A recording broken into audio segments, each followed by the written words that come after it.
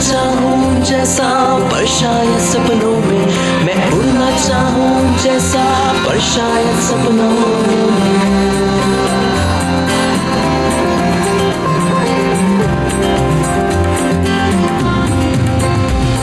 सपनों की है उड़ान, कांटे बन गए फूल समान, रोक न पाए वो मुझको मुट्ठी में मेरी आसमां।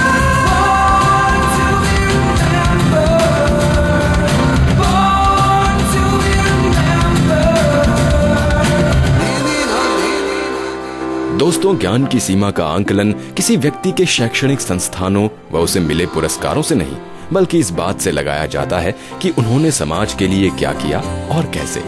और बॉर्न टू बी रिमेम्बर्ड के जरिए हर बार हम यही बात तो आप तक पहुंचाने की कोशिश करते हैं।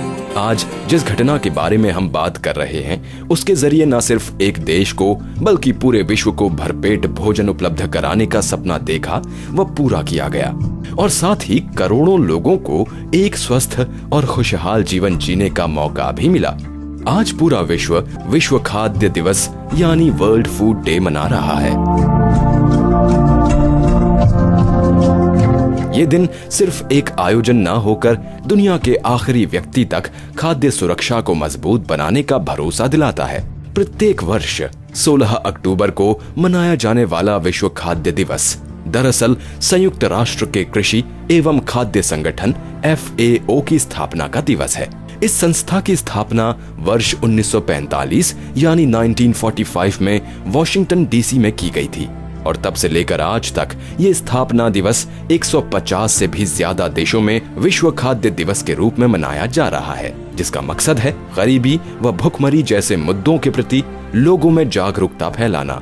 लेकिन वर्ष 1981 में संयुक्त राष्ट्र ने एक महत्वपूर्ण फैसला लेते हुए हर वर्ष विश्व खाद्य दिवस को एक अलग विषय यानी थीम के साथ मनाने की घोषणा की, ताकि हर साल जो भी प्रयास किए जाएं, उनके लक्ष्य आसानी से निर्धारित करके पूरे किए जा सके।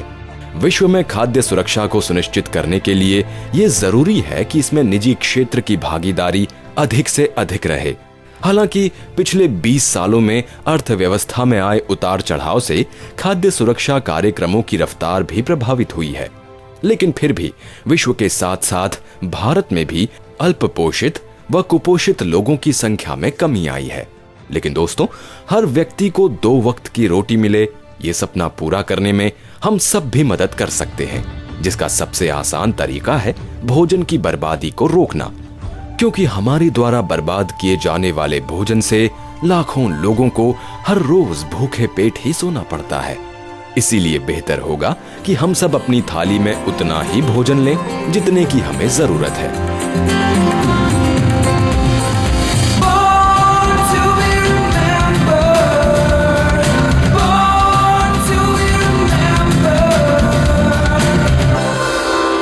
दोस्तों, अक्सर ऐसा होता है कि हमारी अपनी निजी आदतें हमारे नाम को प्रभावित करती हैं, लेकिन इन सब के बावजूद हमारे काम का सम्मान पूरी दुनिया में किया जाता है। ऐसी ही है कुछ हमारी ये शख्सियत, जिन्होंने नाम के साथ साथ बदनामी का सफर भी तय किया है। He was funny. He was the funniest man who ever lived. I mean, you know, how can you say anything more than that? It opened the doors and windows on stuffy Victorianism and let in, you know, a breath of, well, not exactly fresh air, but certainly very different air. Oscar Fingal Wills Wilde एक ऐसा नाम जो कुशाग्र बुद्धि, प्रतिभा, वैभव और सुंदरता का धनी था, लेकिन आसमान के चांद की तरह ही धरती के इस चांद के दामन में भी एक दाग लग गया था। लेकिन उनके योगदान को आज भी सराहा जाता है। इस दाग ने उनकी जिंदगी को आम लोगों से थोड़ा दूर जरूर कर दिया था, लेकिन उनकी प्रतिभा ने उनका साथ मरते दम तक नहीं छोड़ा, और जाते जाते भी वो अपने चाहने वालों के लिए अपने शब्दों का तोहफा आखिरकार छोड़ ही गए। आज ही के दिन 1854 यानी 1854 में डबलिन में जन्मे ऑस्कर वाइल्ड ने एक वैभव संपन्न परिवार में जन्म लिया था। His father was one of those typical Victorian polymaths who knew about the history of his country, the superstitions, the archaeology. He was a very, very fine doctor in his own right, an ophthalmologist, and an aurist, an ear and eye surgeon basically, a great all-rounder. कुदरत ने उन्हें नवाजा कलम के जादूगर के रूप में। अपने कॉलेज के दिनों में ही वाइल्ड ने डबल फर्स्ट और अपनी कविता रेविन्ना के लिए न्यूडिगेट प्राइज जीता। इस दौरान वाइल्ड ऑक्सफोर्ड मूवमेंट का हिस्सा भी रहे। ये एक ऐसा समूह था जो क्लासिकल कल्चर और कलात्मकता की व्याख्या करता था। वर्ष 1882 में यानी 1882 में वाइल्ड अपने लेक्चर टूर के सिलसिले में अमेरिका और फिर 1883 में पेरिस और फिर न्यूयॉर्क में रहे। इन सबके बीच उनकी कलात्मकता भी कलम के जरिए दुनिया के सामने आने के लिए तैयार होती रही। और फिर न्यूयॉर्क में वाइल्ड का पहला प्ले यानी नाटक वीरा रिलीज किया गया। वर्ष 1884 यानी 1884 में वाइल्ड की शादी हो गई और अपनी शादीशुदा जिंदगी से प्रेरित होकर ही इन्होंने अपनी पहली किताब द हैप्पी प्रिंस लिखी, जिसे लोगों ने खूब सराहा भी। इसके बाद अगले एक दशक तक उनके द्वारा लिखे गए नाटकों के लिए उन्हें आज भी याद किया जाता है। उनके लेख खास तौर पर नाटकों में मजाक के जरिए ही सही पर तीखी से तीखी बात को ऐसे पेश करते थे मानो वो विद्रोह की भावना को जागृत किए बगैर लोगों को हकीकत से रूबरू करवा देते हैं।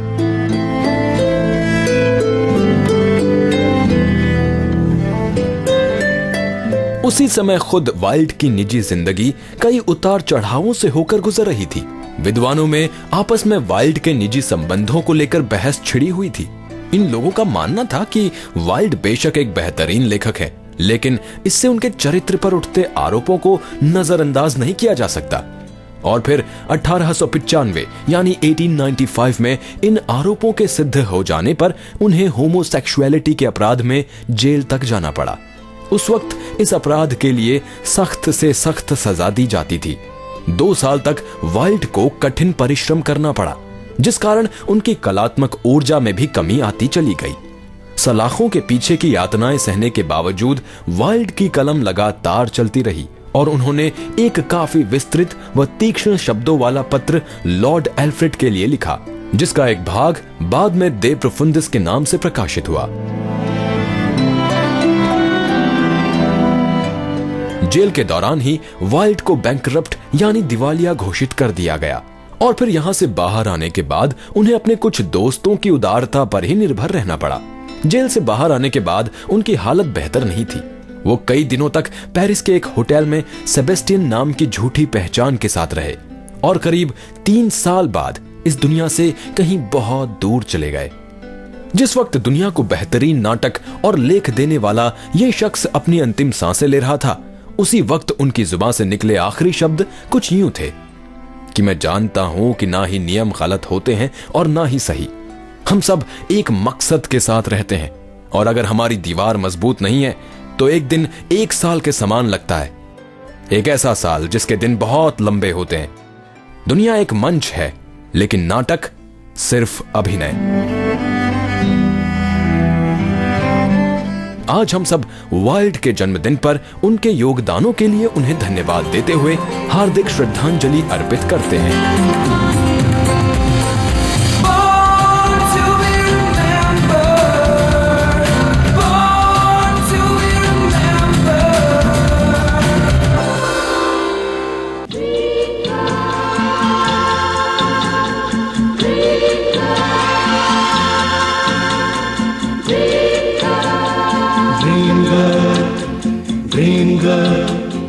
ड्रीम गर्ल किसी शायर की गजल, ड्रीम गर्ल किसी झील का कंवल, ड्रीम गर्ल किसी शायर की गजल, ड्रीम गर्ल किसी झील का कंवल, ड्रीम गर्ल। और दोस्तों, अब बात हिंदी सिनेमा जगत की उस अदाकारा की जिनकी खूबसूरती ने उनके दौर में भी लोगों की नींद उड़ा रखी थी और आज भी वो किसी से कम नहीं है।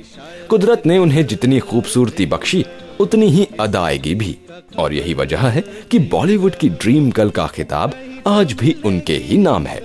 16 अक्टूबर 1948 यानी 16 अक्टूबर 1948 में जन्मी हेमा मालिनी एक ऐसी ही अदाकारा रही हैं जिन्होंने अपने पूरे करियर में हर तरह की भूमिकाएं निभाई हैं। बचपन से ही उन्होंने भरतनाट्यम डांस की ट्रेनिंग लेनी शुरू की। फिल्मों में अपनी शुरुआत इन्होंने की फिल्म सपनों के सौदागर से, जिसके लिए राज कपूर साहब ने उन्हें इस फिल्म के स्क्रीन टेस्ट के लिए फिल्म संगम में वैजंती माला का एक सीन करने के लिए दिया था। लेकिन हेमा मालिनी को उनकी असली पहचान दिलाई रमेश सिप्पी की फिल्म सीता और गीता ने। हवा के साथ साथ, अरे घटा के संग संग, संभलना। हवा के साथ साथ, घटा के संग संग, ओ साथी चल, मुझे के साथ चल तू, यूं ही दिन रात चल तू, संभल मेरे साथ चल तू, ले हाथों में हाथ चल तू, ओ साथी चल। इसके बाद शोले, राजा जानी, ड्रीम गर्ल जैसी फिल्मों में अपने बेहतरीन अभिनय से हेमा जी पूरी तरह से छा गईं और फिल्म शोले में तो उनका अभिनय आज तक सिनेमा के सामने एक मिसाल है। और दोस्तों, यही वो फिल्म है जिसने हमें हमारी बसंती से मिलवाया था। हाँ बाबूजी, कहाँ जाओगे? बेलापुर, नामपुर, फतेहगढ़, रामगढ़, कहाँ जाना है बोलो? अरे क्या कभी टांगा नहीं देखा पहले? ये गांव खेड़ा है साहब, यहाँ मोटर गाड़ी नहीं मिलेगी कि बैठे और गर्र से चल दिए। यहाँ तो बसंती का टांगा ही चलता है।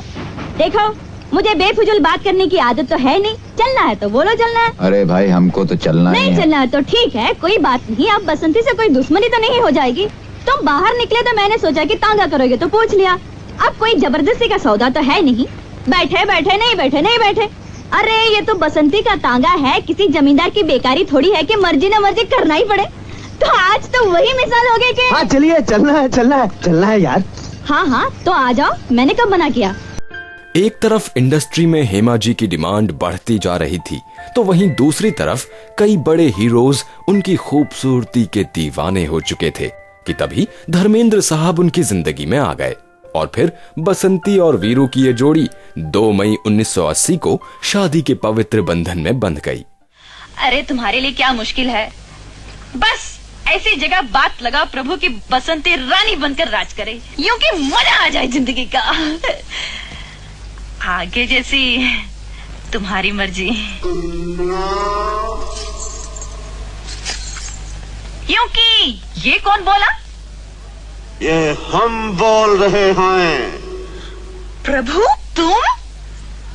चमत्कार हो गया। हमने तुम्हारे लिए वर ढूंढ लिया है कन्या। एक ही सोमवार में ढूंढ लिया? वाह प्रभु, यूं कि तुमने सोचा है तो ठीक ही सोचा होगा, लेकिन फिर भी अगर नाम बता देते या अगले सोमवार आओ, जैसा तुम कहो प्रभु। वर का नाम है वीरू। फिल्म सेक्शन का एक बड़ा हिस्सा हेमा मालिनी को एक ग्लैमर गर्ल ही समझता था, लेकिन गुलजार साहब की फिल्म किनारा, खुशबू और मीरा में हेमा जी एक नई छवि के साथ नजर आई।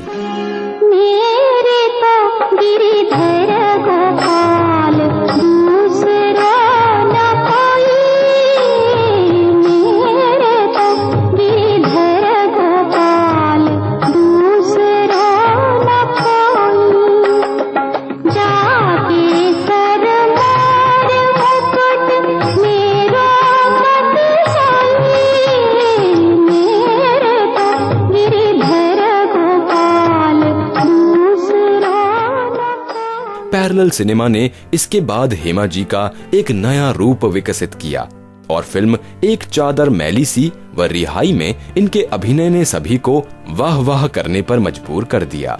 हेमा मालिनी उन अभिनेत्रियों में से एक हैं जिन्होंने सिर्फ अभिनय में ही नहीं बल्कि फिल्म निर्माण एवं निर्देशन में भी एक मुकाम हासिल किया है।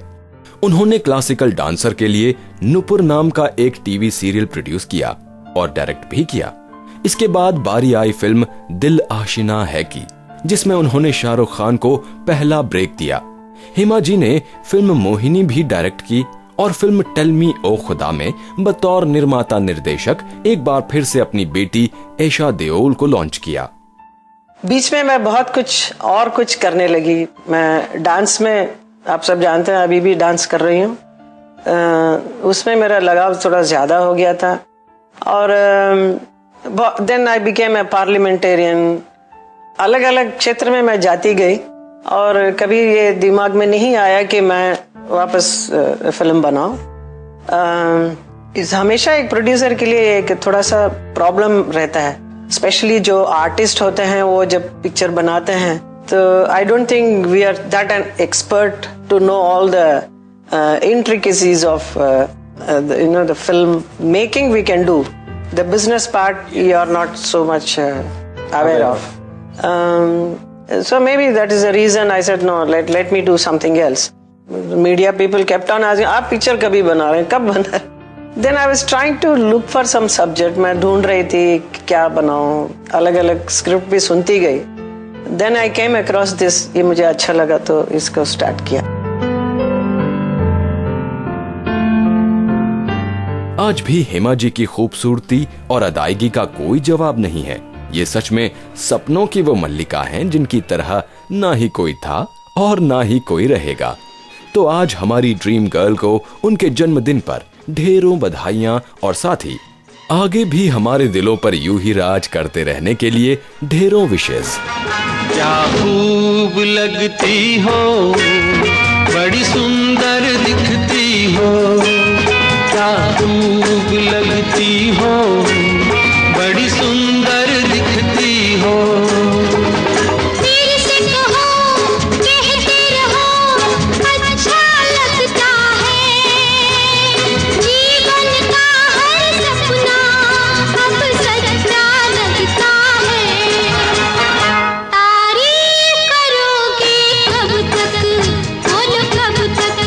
मेरे सीने में सांस रहेगी जब तक,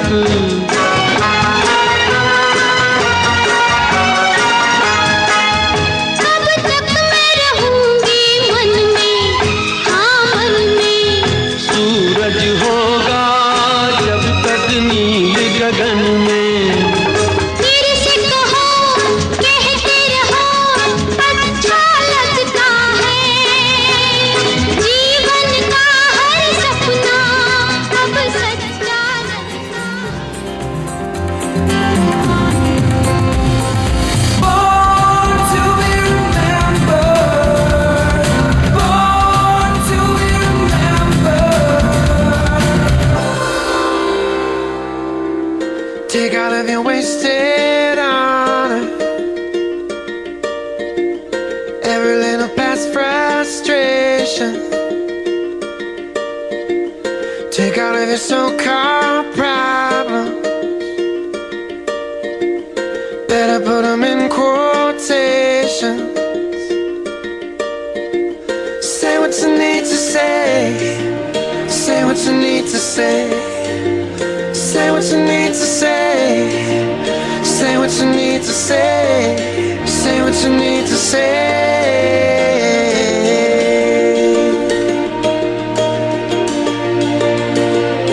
Walking like a one-man army, fighting with the shadows in your head,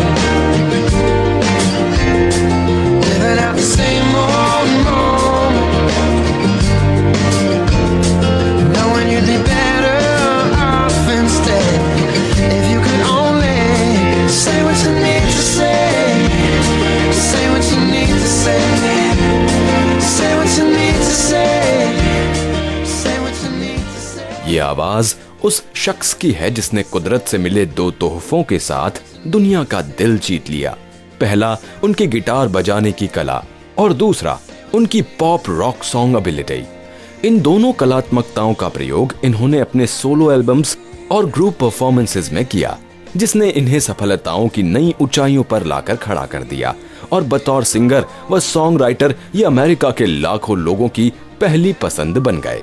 दोस्तों, हम बात कर रहे हैं आज ही के दिन जन्मे जॉन मेयर की, जिन्होंने 13 साल की उम्र से ही गिटार बजाना शुरू कर दिया था और बहुत ही जल्द लोकल ब्लूज क्लब के साथ जुड़ गए. 17 साल की उम्र में मेयर को कार्डियक अटैक यानी एरिथमिया के कारण एक हफ्ते तक हॉस्पिटल में ही रहना पड़ा. इस बीमारी में दिल की धड़कनें नियंत्रित नहीं रहती हैं. ये उस समय हुआ था जब सॉन्ग राइटिंग में उनका करियर शुरू ही हुआ था. हाई स्कूल के बाद इन्होंने Boston Berkeley college of music में दाखिला तो लिया, लेकिन कुछ ही दिन बाद यहाँ से छोड़कर अटलांटा आ गए और यहाँ पर अपने मित्र क्ले कुक के साथ लूफी मास्टर्स के नाम से लाइव परफॉर्म करना शुरू कर दिया. कुछ ही परफॉर्मेंसेस के बाद मेयर को दक्षिण के उभरते सितारे के रूप में देखा जाने लगा। वर्ष 2000 में मेयर को एक बड़ा ब्रेक मिला। इस वक्त इन्होंने भाग लिया ऑस्टिन में होने वाले साउथ वेस्ट म्यूजिक फेस्टिवल में।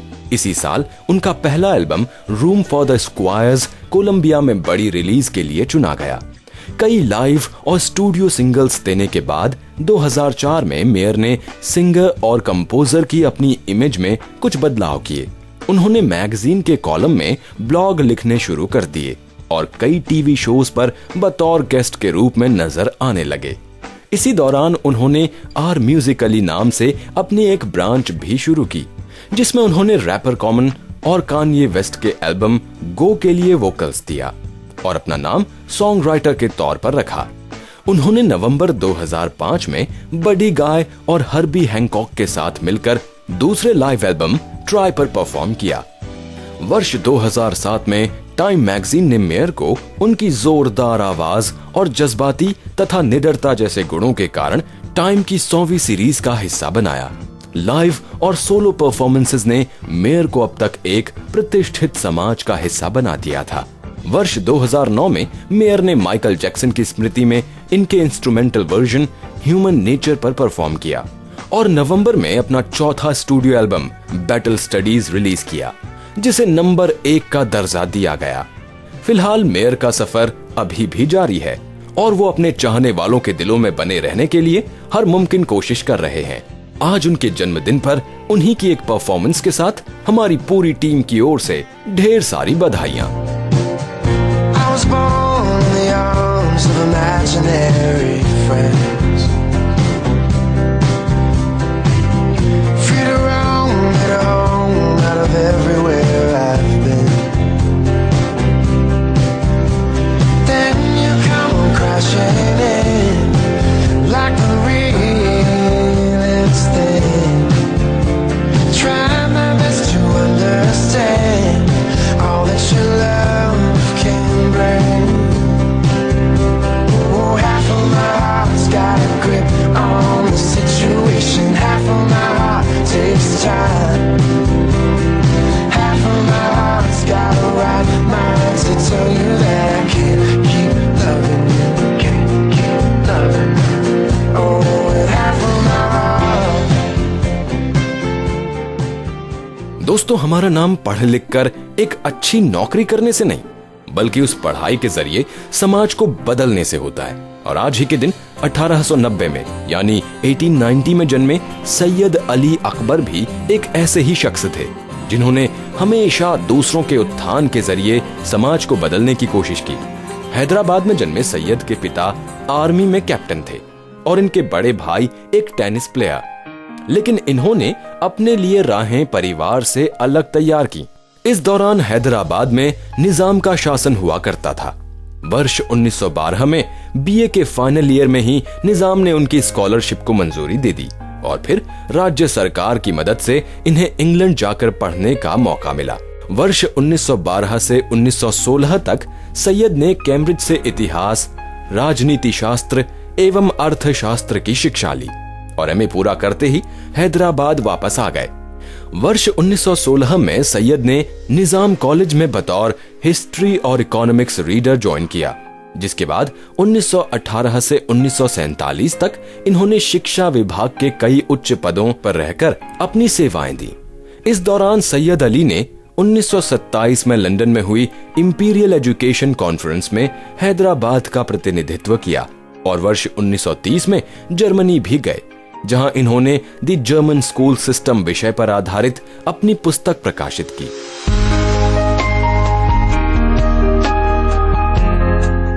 वर्ष 1947 में शिक्षा निदेशक के पद से सेवानिवृत्त होने के पश्चात सैयद 1948 में हैदराबाद के पतन के साक्षी बने। अब राज्य के नए राज्यपाल मेजर जनरल जे.एन. चौधरी ने सैयद अली को विभिन्न जिलों में मुस्लिमों पर होने वाले अत्याचारों की रिपोर्ट तैयार करने के लिए बनाई गई 3 सदस्यीय कमेटी का सदस्य चुना। 7 महीनों तक सैयद साहब ने इस कमेटी के साथ काम किया और फिर अपनी विस्तृत रिपोर्ट गवर्नर को सौंप दी। वर्ष 1949 में इन्हें देश के पहले सायकालीन कॉलेज का प्राचार्य नियुक्त किया गया, जहां इन्होंने 1953 तक काम किया। इसके बाद सैयद जी को नए बने अनवर उल उलूम कॉलेज का प्राचार्य नियुक्त किया गया, जहां इन्होंने अगले 15 सालों तक कार्य किया। ये कॉलेज गरीब मुसलमानों की शिक्षा संबंधी जरूरतों को पूरा करता था। सैयद साहब के प्रयासों की वजह से कुछ बच्चों से शुरू हुआ ये स्कूल आर्ट्स और विज्ञान विषयों के डिग्री कॉलेज में तब्दील हो गया और यहाँ पर विद्यार्थियों की संख्या 1000 से भी ज्यादा पहुंच गई।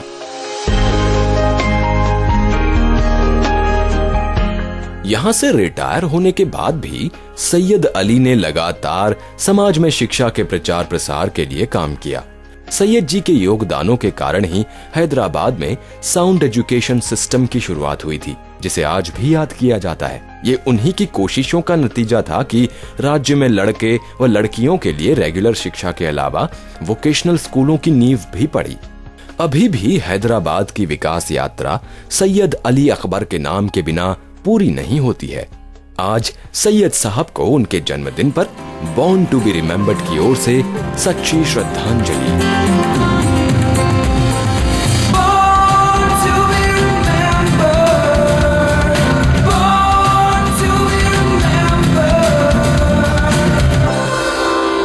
और श्रोताओं, बॉर्न टू बी रिमेम्बर्ड के आज के एपिसोड में बस इतना ही। नमस्कार। मैं बनना चाहूँ जैसा पर शायद सपनों में, मैं उड़ना चाहूँ जैसा पर शायद सपनों में।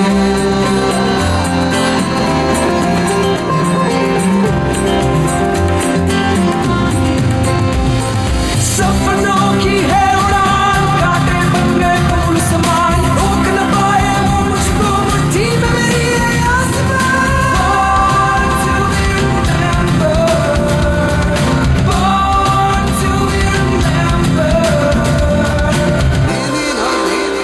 इस कार्यक्रम के कार्यकारी निर्माता जैनेंद्र सिंह,